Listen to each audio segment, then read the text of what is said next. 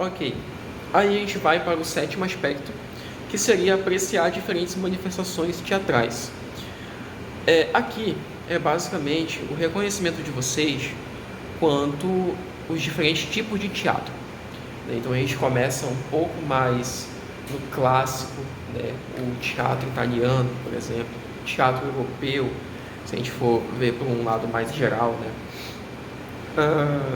O grego, né? Que é o clássico dos clássicos, Shakespeare, por exemplo, né? Romeu e Julieta. Então são clássicos do imaginário teatral.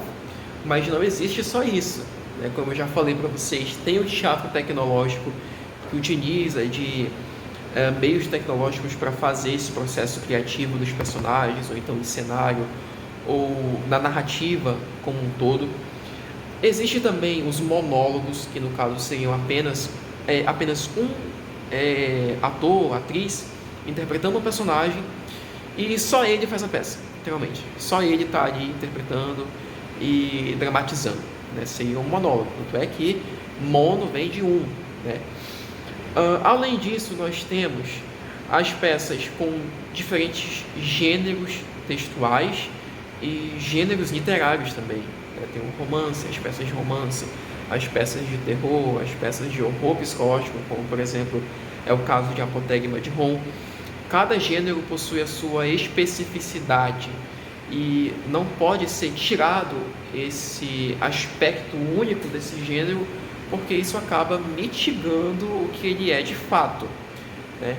No caso seria o típico erro de conduta artística, né? Basicamente você quer falar uma coisa que você não sabe. Emilia Pérez da vida, né? Como é que você quer tratar, por exemplo, da cultura japonesa se você não compreende como é a cultura japonesa?